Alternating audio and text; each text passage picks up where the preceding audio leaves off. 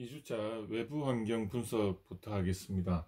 그 2주차 외부 환경 분석은 사업 아이템 발굴에서 우리 고객이 누군가 그것을 알아보는 과정이라고 말씀을 드렸습니다. 그래서 이 외부 환경 분석에서 우리 테스트 분석을 보면 가장 이 메가 트렌드로 세 가지가 이 세 가지인데요. 4차 산업혁명, 블록체인, 100세 시대라고 했습니다. 그래서 이러한 4차 산업혁명 그리고 블록체인 100세 시대의 시작에서 보면 이 4차 산업혁명이나 이 블록체인 이런 부분들이 전부 어디서 시작을 했느냐, 그러니까 이 스마트폰 보급으로 인해서 우리가 빅데이터가 또 많이 발생하고, 그래서 이런 것들이 이제 어떻게 보면 AI를 필요로 하는, 그래서 환경이 되었다. 그런 것들을 여러분들이 조금 인지하고 계시면 좋을 것 같고요.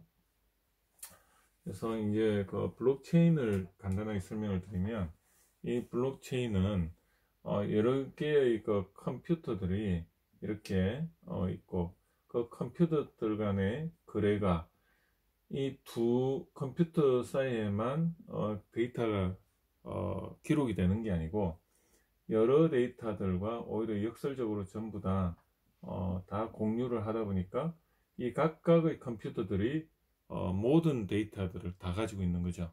그래서 이 두 컴퓨터들 간의 거래를 해킹을 하더라도 다른 데에서 그 정보들을 다 갖고 있는데, 이 전체에서 정보가 50%보다 넘으면 나머지 49%보다 높으면 이 거래가 유효하다. 그렇기 때문에 전 세계 컴퓨터들을 전부 다 해킹하지 않고서야 이 거래를 바꿀 수가 없는 거죠. 그래서 해킹 비용이 더 들기 때문에 거의 거래의 그 정보를 왜곡시키는 건 불가능하다. 이게 이 블록체인의 핵심입니다. 그런데 이 블록체인의 단점은 뭐냐면, 이 각각의 정보들을 이 컴퓨터에 전부 다 기록을 하다 보니까 처리 속도가 늦어지는 거죠. 그 기술을 해결만 하면은 이제는 어떻게 보면 실생활에 이 블록체인이 더 유효하게 쓸 수가 있다는 겁니다. 그래서 이 블록체인은 분산 저장, 데이터를 저장한다, 그렇게 되어 있고, 이 해결을 하기 위해서 어떻게 보면 일정한 부분만 그룹으로 묶어서 여기서 데이터를 전부 다 저장하는 거, 이게 이제 폐쇄형이고, 전체를 다 오픈해서 데이터를 저장하는 방식, 이게 이제 개방형이죠. 그래서 이런 것들이 나온 게 결국은 이 이제 사토시 나카모토라는 사람이 아직도 밝혀지지 않았지만, 이분이 이제 비트코인이라는 걸 처음 만들었는데, 비트코인이 최근에 반감기라고 해가지고 이런 데이터를 이렇게 계약을 체결하는 그 용량을 반으로 줄였어요. 그러다 보니까 이제 이 비트코인이 더 이제 희소성이 생겼다. 근데 이 코인이 왜 이야기가 나오냐면, 블록체인에서 이 둘 간의 거래에 대해서 이 컴퓨터들이 어떻습니까? 모두가 이렇게 저장을 하지 않습니까? 이 저장을 해줌으로 인해서 뭐가 생기냐면, 여기에 대해서 이 저장을 할 수 있는 동기를 만들어 줘야 되는데, 이 데이터들이 이렇게 저장되는 데 대해서 사례를 하는 거죠. 그 사례하는 것들이 이 코인의 형태로 사례를 하는 겁니다. 그래서 그 코인을 가지고 사례를 하다 보니까 거기서 이제 파생된 게 이런 가상화폐 이런 것들이 이제 생기게 되었던 것입니다. 그래서 그 저장하는 방식에 대해서 이렇게 그림 도표상으로 이야기를 쭉 했는데,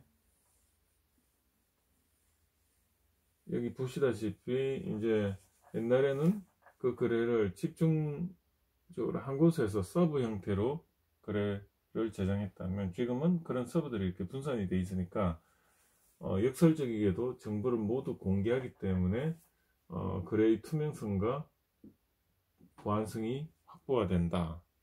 그렇게 보시면 되고요. 그래서 블록으로 이제 이렇게 저장이 이제 된다는 것을 이제 표현을 했습니다. 그리고 구성원이 서버 운영을 제공하고 가상화폐인데 이거를 영어로 가스입니다. 왜냐 가스냐? 우리 자동차 가스하고 같은 개념이라고 보시면 돼요. 그래서 기름을 지급받게 된다. 근데 이것을 우리나라 말로는 가상화폐라고 이야기를 한다. 두 번째는 그리고 이제 블록체인이 어디에 이제 많이 쓰이겠느냐? 앞으로는 이 블록체인을 통해서 이 생성된 데이터, 특히 영화, 음악 뭐 이런 거 외에도 다양한 개인 창작물에 대한 지적 저작권 보호에 이 블록체인이 사용이 된다.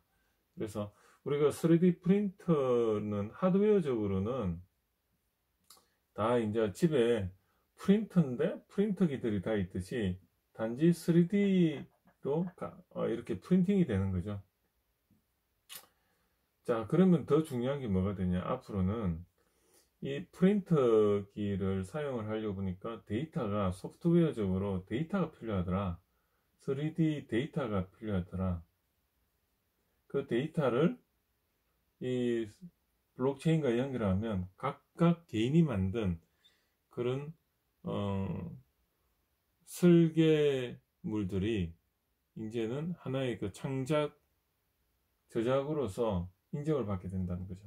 그러면 이제 이런 설계 작가 같은 새로운 직업들이 많이 만들어지고, 여러분들은 본인이 컴퓨팅으로 작업했던 것들이 하나의 전부 다 데이터로서 인정을 받고, 거기에 음원과 같이 본인들이 이 만든 것들이 이제 이 3D 프린트에 다운로드를 받으면 그것들이 전부 다 $1라도 이렇게 데이터 사용료에 대한 가상화폐 형태로 지급이 된다는 거죠. 그러면 여러분들이 앞으로는 돈을 벌 수가 있다.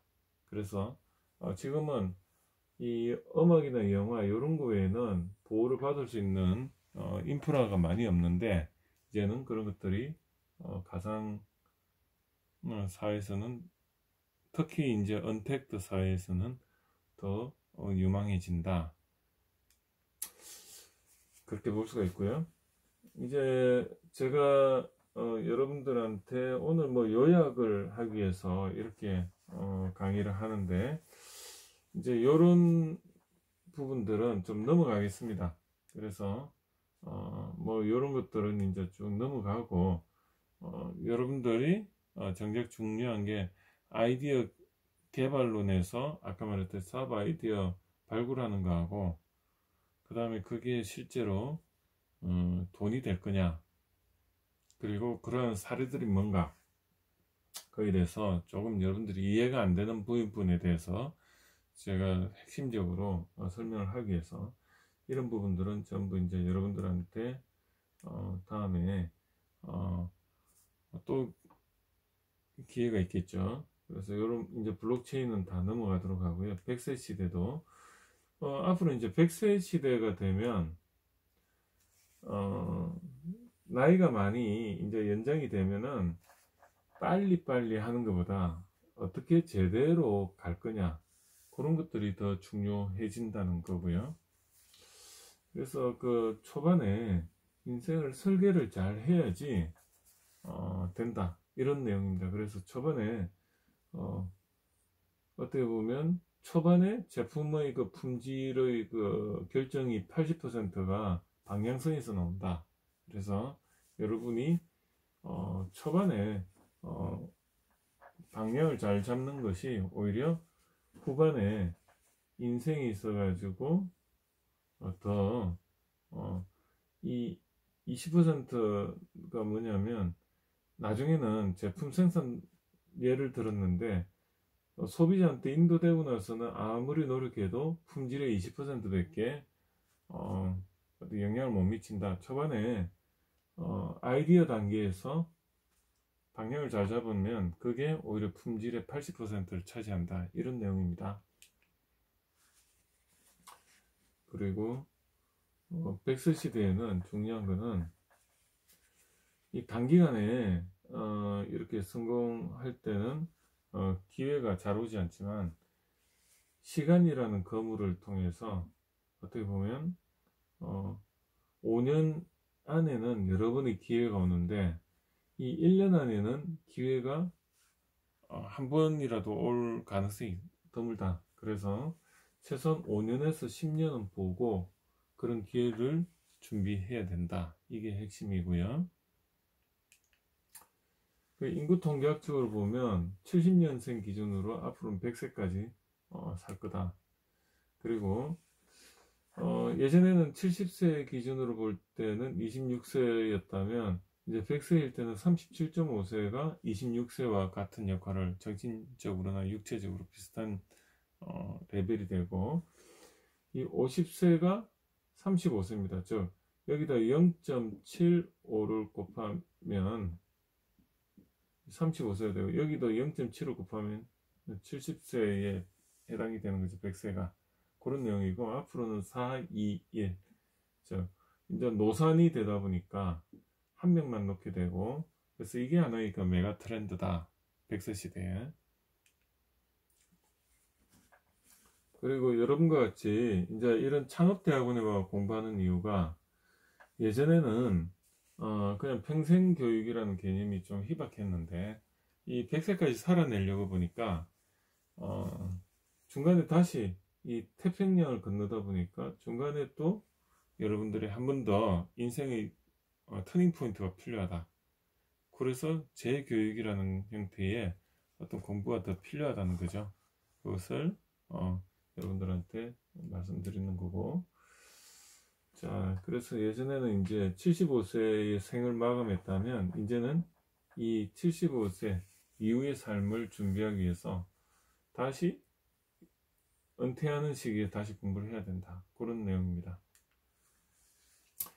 그리고 이제는 예전에는 이런 창직이 개념이 좀 희박했는데, 이제는 창직을 통해서 창업을 하는 그런 과정이 필요하다. 그래서 그 창직을 하는데 개인 창업이 중요하고, 취업, 학위, 봉사, 출판, 이런 것들이 굉장히 중요한 하나의 그 과정으로서 다시 들어가게 되었다. 그런 것들을 제가 말씀을 드려야 될 것 같고요. 그래서 이제 여러분들 공부하는 게, 이런 나무에 비유하면 아이템 발굴 전에 더 중요한 게 이런 미션, 비전, 그리고 핵심 역량으로서 이게 뭐죠? 포엠이죠. 하우가 먼저 준비가 돼야 됩니다. 순서적으로 보면. 그 다음에 어떻게 보면 폿이 중요해지고, 그죠? 그 다음에 이제 매출과 같이 결과가 일어난다. 그래서 이 하우를 준비하는 게 포엠 관점에서 이게 결국은 창직하고도 맞닿아 있다. 창직하고도. 그래서 퍼스널 브랜드를 통해서 그 분야에 전문성을 먼저 확보하고, 그 다음에 비즈니스 아이템을 발굴하는 게 그 순서다는 겁니다.